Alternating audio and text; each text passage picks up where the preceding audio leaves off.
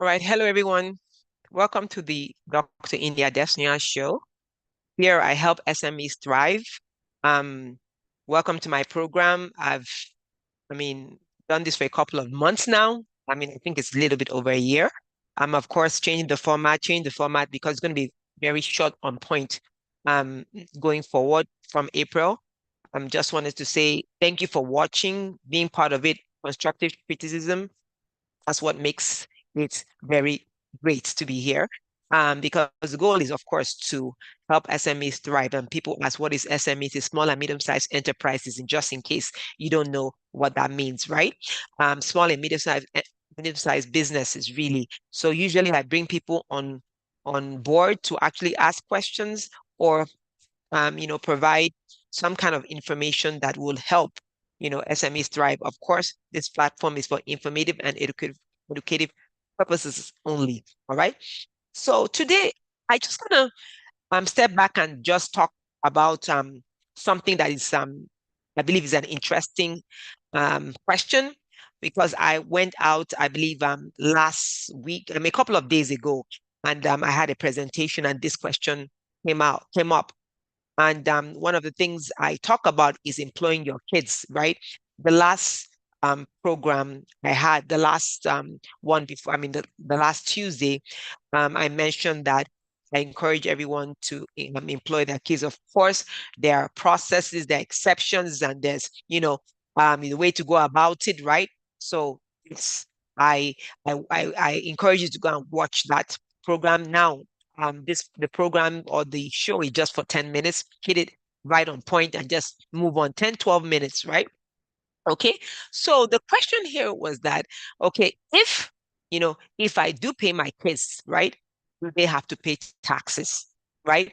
Very good question, right? If I do pay my kids, if I pay my kids a salary, do they have to pay taxes? Right? Okay, that's again a very good question because I've heard people that say, you know what, I'm not really going to pay my kids because I really don't want them to pay taxes, right? Right? I believe the threshold now gives you at least the lowest threshold gives you about you have to pay, I think, about 10% on your income. Now, I'm going to step back and because now we're not okay, I'm going to step back and do a little analysis for you to see, okay, how I just don't want to go straight to yes or no. But let me do a little analysis, a small analysis. Usually I'm not talking about when kids are 18, 20, 21. Yes, that's different. Of course, they're full-time job. They have to work 40 hours and all those good stuff, of course. Now, usually when I'm talking about this, and of course, I'm not saying you should not pay those kids and have them on your staff. Really, I'm not saying that, but I encourage people that even your kids can, if they can actually thread. If some of them can shred, if they can, bring one document from one room to the other, ask them to bring a file or something like that. That's work, right? Now, usually when it comes to a certain age, you cannot overwork your kids because there are laws, right? There are labor laws that actually protect not only your kids, all children, right? So the number of hours that you can allow your kids to work. So, and then of course, right, your kids are maybe, let's say they're teenagers and they are doing some, let's say, for example, posting here and there, or maybe they're just helping you out in the office, right? So usually you look at it, how much can they really make in a year, right? How much? Because that was the question, right? You know, are they supposed to pay taxes? So remember, before you even give your kids a salary, the salary has to be what reasonable, right?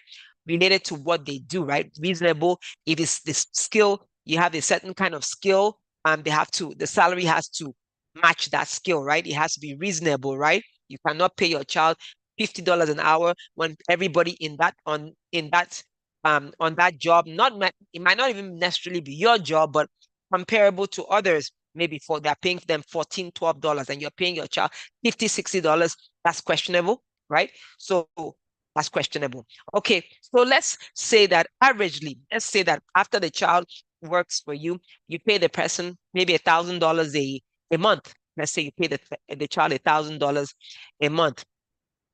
All right. So $1,000 a month, just for the purpose of this,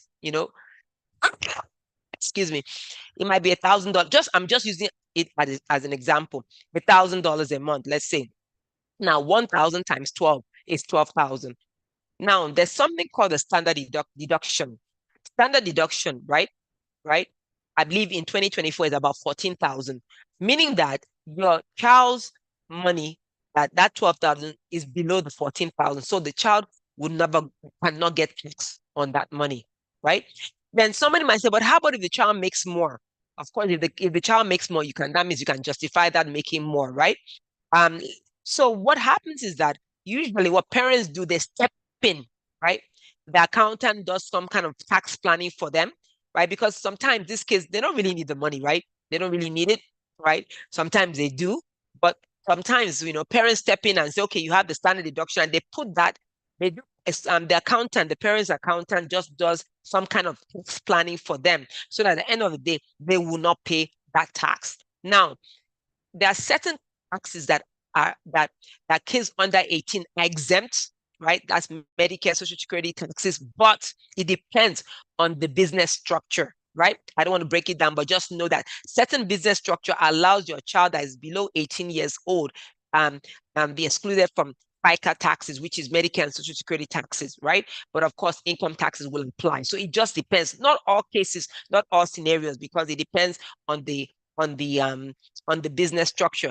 And like I tell my clients, my firm, we have big picture accountants. We don't we don't, I won't like what I do is when I'm advising my clients, I won't just look at, okay, because of this certain business structure, we don't want to pay you. We'll have this business structure because we don't want to, your child wants to work with you and we don't want to pay taxes. No, I look at how everything affects it. For example, if I'm looking at a certain kind of business structure, I'll say, okay, what is the cost benefit? What are the cost benefit analysis? What is the cost benefit analysis? Is it, we're not only focusing on your child not paying FICA taxes, right? We're looking at how this structure affects the entire business, right? So stepping back again, just going back to that question, will my child have to pay taxes when I pay my child? I would say, usually, right? If it's done right, usually your child's income would definitely fall below.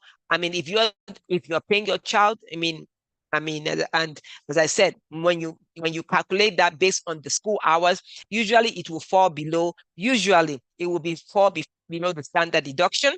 It does that, fall below the standard deduction, and for the standard deduction, remember, I don't really I don't really mention figures always because usually the standard deduction is indexed for inflation. So it can change, it can change. So I don't really, give exact figures. And that's only for the standard deduction. Again, there are so many tax planning, tax planning opportunities there, right?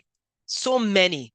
So usually when parents pay the children, right, for anything, right, it's within work. Again, remember I said it has to be not just, oh, I feel like paying you. No, the child must work in the company, not just, I feel like, paying, and the work must be what relevant to what your company is doing. Remember, I gave an example in my other video or my other the last week's show. I said, if your child, right, if your child walks your dog, right? Maybe bring your dog to the office, which is awesome.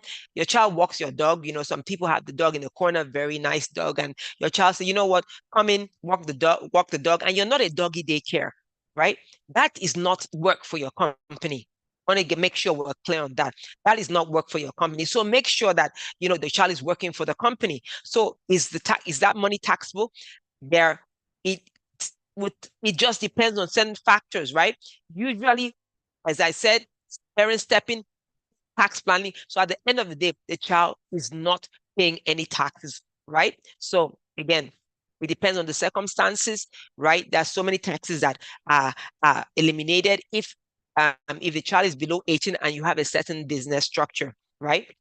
Of course, if you want the complete analysis, please feel free to contact me. Go to my website, drindiadesanya.com, and then link up to my CPA practice. So that's what I wanted to say, because a lot of people get jittery. Oh, but if I give them money, they have to pay taxes. it's how you plan it, right? And everything we do here, anything I talk about here, remember, is tax avoidance, not tax evasion. I'm not telling you to do anything funny, but usually, you might not know how to go about that. Just go to work with a professional. And as I end and I close, please make sure you go to my website. I have some very good um, um, coaching classes coming up at the end of April. So key into that and just make sure you benefit from that, right?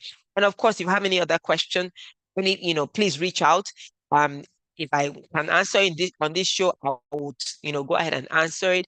If not, I can say, what, go come and let's meet and do a consultation, because remember, every situation differs, right? And that's why this program is for educational and informative purposes only. I just decided to tackle that question because it just came up when I went out to speak not too long ago. All right. So the benefit, remember, is that you can take a deduction for that money that you pay your child. You take a deduction because you can take a deduction, a business deduction, right?